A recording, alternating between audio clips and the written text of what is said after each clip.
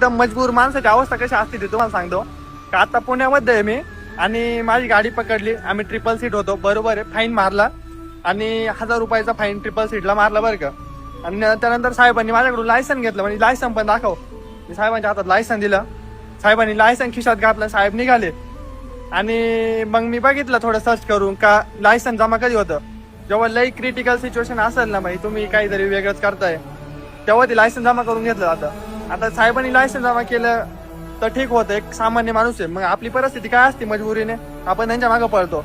भाई मी आता कंप्लीट आहे ना 2-2.5 किलोमीटर चक्कर साहेब मागं पळत चाललोय. साहेब साहेब माझी मजबुरी, साहेब परिस्थिती आहे, आपल्या गरीबांचं गाणं ते नाही का. मग साहेब आहे ना भाई मला माणसासारखं ट्रीटच करत नव्हते. म्हणजे मी डायरेक्ट असं भीक मागतोय आणि साहेब डायरेक्ट चालताय. आता मला माहिती भाई रूल आहे, आपण पण एज्युकेटेड, आपण समजून घ्यायला पाहिजे. असं चिंदगिरी आपण करतोय म्हणजे आपली काय ते बिनकामाची मजबुरी आहे. पण भाई आपण माणूस नाही या सिच्युएशनला, आणि साहेब असे पळताय.